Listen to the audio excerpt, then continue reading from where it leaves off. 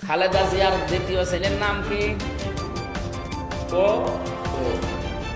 কয়কার বাদ দিয়ে যদি শুধুমাত্র হর্ষকার দিয়ে দেন। উপস্থিত হয়েছে আমাদের অপমান করা হয়েছে। আমির হামজা বিক্ষিপ্ত ভাষায় অপমানে অপদস্থ করেছে, তার বিনিময়ে আমরা এই মিছিল বের করেছি। আসসালামু আলাইকুম ভিউয়ার্স, দেশ ও দেশের বাহির থেকে যারা আমার ভিডিওটি প্লে করেছেন জানাচ্ছি আন্তরিক শুভেচ্ছা অভিনন্দন। আশা করি সবাই ভালো আছেন, সুস্থ আছেন, আলহামদুলিল্লাহ। তো ভিউয়ার্স, ইসলামী বক্তা ও কুমিল্লা 3 আসনের জামাতের মনোনীত প্রার্থী মুফতি আমির হামজার বিরুদ্ধে ভয়ঙ্কর কিছু অভিযোগ তুলেছে কুষ্টিয়া বিএনপির দলীয় নেত্রীরা এবং তার বিরুদ্ধে ঝাড়ু মিছিল থেকে শুরু করে তার ছবিকে আগুন দেওয়া এবং জুতা পেটাও পর্যন্ত করা হচ্ছে। সর্বোচ্চ জঘন্যভাবে মুফতি আমির হামজাকে অপমানিত লাঞ্ছিত করতে মেতে উঠেছে আজ কুষ্টিয়ার বিএনপির সেই গোষ্ঠীগুলো।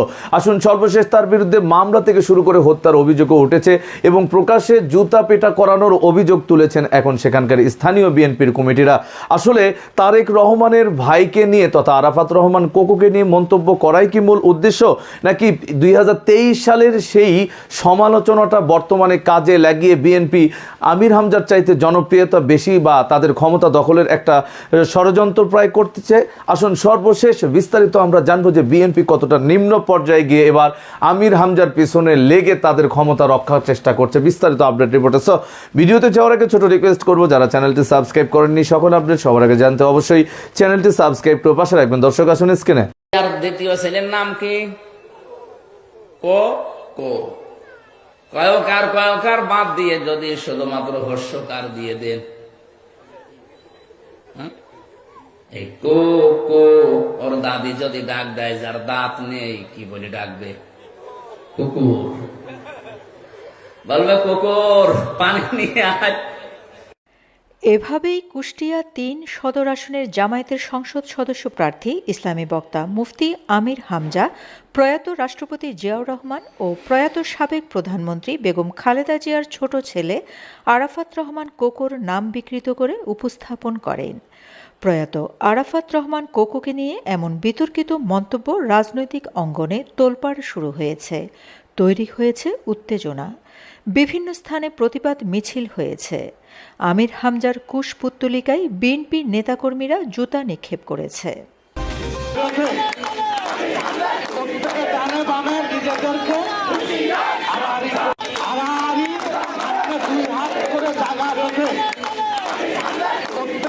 কুষ্টিয়া জেলা বিএনপির আহ্বায়ক কুতুবুদ্দিন আহমেদ বলেন, বাংলাদেশ জামায়াতে ইসলামী মনোনীত প্রার্থী মুফতি আমির হামজা ক্রীড়া সংগঠক প্রয়াত আরাফাত রহমান কোকোর নাম বিকৃত করে একটা ইতর প্রাণীর সঙ্গে তুলনা করেছেন। এমন অশালীন কাণ্ডজ্ঞানহীন ভাষার ব্যবহার একজন ইসলামী বক্তার কাছ থেকে কোনোভাবেই প্রত্যাশা করা যায় না। আমির হামজার বক্তব্য উস্কানি ও চক্রান্তমূলক দাবি করে তা আসন্ন নির্বাচনের পরিবেশ বিঘ্নিত করার শামিল বলে দাবি করেন বিএনপি নেতা কুতুবুদ্দিন। পাবনা ও ঝিনাইদহে মুফতি আমির হামজাকে অবাঞ্ছিত ঘোষণা করা হয়েছে। কুষ্টিয়ায় মহিলারা ঝাড়ু মিছিল করেছে।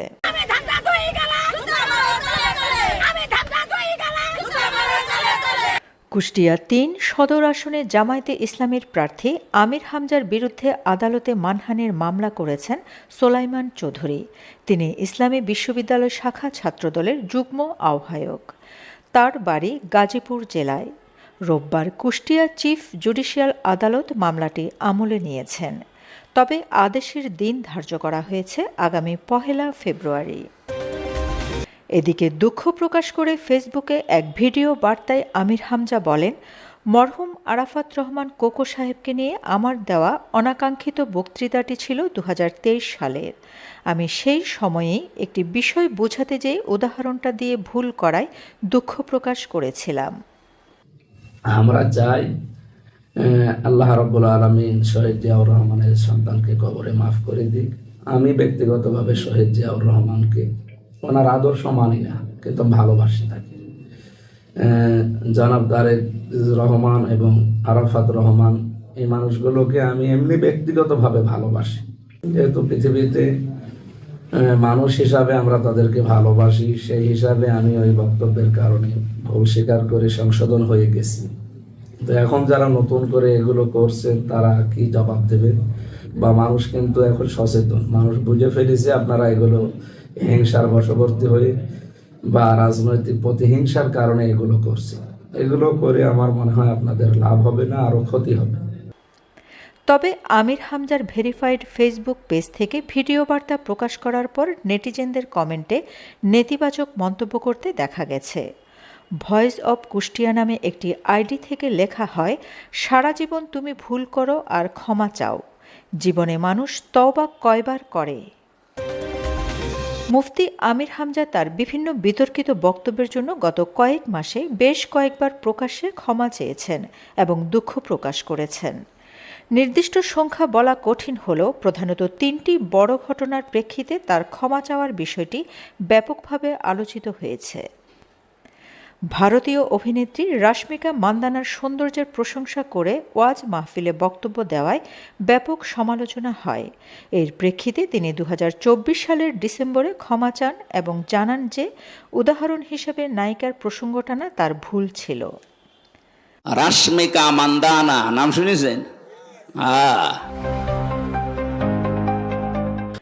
ঢাকা বিশ্ববিদ্যালয়ের মুহসিন হল এবং জাহাঙ্গীরনগর বিশ্ববিদ্যালয়ের শিক্ষার্থীদের নিয়ে মদ দিয়ে কুলি করা সংক্রান্ত আপত্তিকর মন্তব্যের পর তিনি 2025 সালের 21 সেপ্টেম্বর প্রকাশ্যে ক্ষমা চান।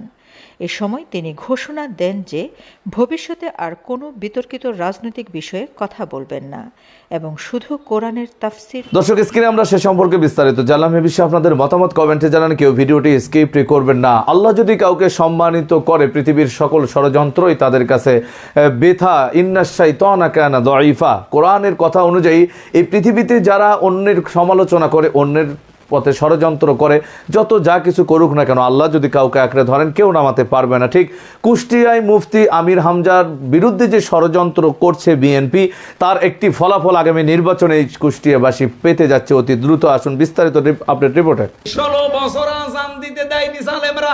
ছাত্রলীগের ভাইদের নাকি ঘুমের ডিস্টার্ব হবে, এজন্য ফজরের আজান হইতো না।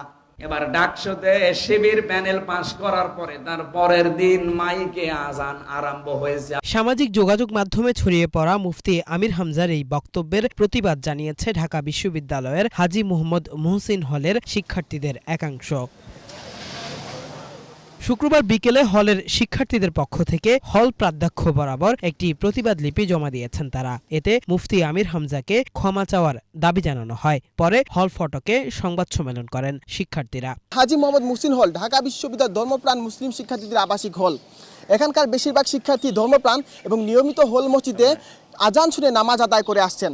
কিন্তু সামাজিক যোগাযোগ মাধ্যমে ভাইরাল হওয়া এক ভিডিওতে আমরা দেখতে পাচ্ছি আমির হামজা নামক একজন বক্তা ও জামাতে ইসলাম মনোনীত এমপি পদপ্রার্থী দাবি করছেন ছাত্র শিবির ডাকসুজের পূর্বে মুহসিন হলে আজান দেওয়া নিষিদ্ধ ছিল, যা সম্পূর্ণ বানোয়াট একটি দাবি। আমাদের আবাসিক হলের ব্যাপারে এমন জঘন্য মিথ্যা বক্তব্য আমাদের ধর্মীয় অনুভূতিতে আঘাত হানে। মুহসিন হলের শিক্ষার্থীদের ব্যাপারে শ্রোতাদের মনে ভুল ধারণা তৈরি হয়। আমরা মুহসিন হলের শিক্ষার্থীরা এমন অসত্য, বানোয়াট ও মিথ্যায় পরিপূর্ণ ধর্মের মোড়কে রাজনৈতিক বক্তব্যকে ঘৃণা ভরে প্রত্যাখ্যান করছি। ঢাকা বিশ্ববিদ্যালয় ইসলাম থেকে অনেক দূরে, এটা বোঝানোর জন্য আজান দেওয়া হয়নি গত 16 বছর। এইরকম একটা মিথ্যা বানোয়াট একটা কথা বলেছে জামাতের এমপি পদপ্রার্থী আমির হামজা। ইতিপূর্বেও জামাতের বিভিন্ন বক্তা, মানে যাদেরকে আমরা বলি কৌতুক অভিনেতা হিসেবে আমরা বলে মনে করি, কারণ তারা কোরআন হাদিসের রেফারেন্সের চাইতে বেশি মজার কথা বলে এবং বানোয়াট এবং মিথ্যা কথা বলে। এবং তারা কিন্তু দেখা যাচ্ছে পর্যায়ক্রমে সামনের যে শীতের মৌসুম, আমরা আশঙ্কা প্রকাশ করছি এই শীতের মৌসুমে তারা হয়তো বা এইরকম মিথ্যা তথ্য দিয়ে সারা দেশে সয়লাভ করে দিবে। এবং আমরা এর সাথে যেহেতু ঢাকা বিশ্ববিদ্যালয়কে তারা প্রথমেই মৌসুমের শুরুতেই তারা ঢাকা বিশ্ববিদ্যালয়কে জড়ালো এবং আমাদের প্রিয় মুহসিন হলকে জড়ালো, এজন্য আমরা এটার প্রতিবাদ জানাচ্ছি। তাকে অবশ্যই প্রকাশ্যে ক্ষমা চাইতে হবে, আর সে যদি ক্ষমা না চায় তাহলে আমরা পরবর্তী সিদ্ধান্ত হাজী মোহাম্মদ মুহসিন হলের যারা শিক্ষার্থী রয়েছে তারা মিলে আমরা পরবর্তী সিদ্ধান্ত জানাবো। এ সময় বক্তারা দাবি করেন হাজী মোহাম্মদ মুহসিন হলে কখনোই আজান বা নামাজে বাধা দেয়নি কেউই। আপনারা খোঁজ নিলেই দেখবেন যে বিগত দিনে মহসিন হলে এরকম কোনো ঘটনা ঘটে নাই যে আজান দিতে দেওয়া হয়নি। আমরা সকলে স্বতঃস্ফূর্তভাবে আমাদের ধর্মীয় স্বাধীনতা ভোগ করেছি, আমরা আমাদের ধর্ম পালন করেছি। তাদের মিথ্যাচারের কারণে সাধারণ মুসলমানরা হচ্ছে মানে পথভ্রষ্ট হচ্ছে। তো এই এই এই বিষয়টা আমি মীমাংসার জন্য ধর্ম মন্ত্রণালয়কে অনুরোধ করব যে তাদের বিরুদ্ধে অনতিবিলম্বে ব্যবস্থা গ্রহণ করা হোক। ক্ষমা চাওয়া কেন জরুরি? যাতে বাংলাদেশের মানুষজন একটু বুঝতে পারে যে তারা কাদের পেছনে রাজনীতি করে, তাদেরকে কারা কন্ট্রোল করে, তারা কিভাবে মিডিয়ার দ্বারা এবং এই যে ওয়াজের দ্বারা, যে ধর্মভিত্তিক রাজনীতির দ্বারা কিভাবে তারা প্রভাবিত হচ্ছে, কিভাবে তাদের অনুভূতির সাথে খেলা করা হচ্ছে, এটা যাতে তারা জানতে পারে এবং তারা যাতে সচেতন হতে পারে। মহসিন হল ছাত্র সংসদ নির্বাচনে শিবিরের কেউ বিজয়ী হয়নি বলেও দাবি করা হয় সংবাদ সম্মেলনে। ইতিপূর্বে হলের 100 শিক্ষার্থীদের জন্য শিবির বেডের ব্যবস্থা করেছে। এমন দর্শক, স্ক্রিনে আমরা সে সম্পর্কে বিস্তারিত জানলাম। সো ভিডিও এই পর্যন্ত। ভালো লাগলে লাইক এন্ড কমেন্ট করবেন। দেশের সকল আপডেট সবার আগে জানতে অবশ্যই চ্যানেলটি সাবস্ক্রাইব করে পাশে রাখবেন। দেখা হবে পরবর্তী ভিডিওতে ইনশাআল্লাহ। আসসালামু আলাইকুম ওয়া রাহমাতুল্লাহ।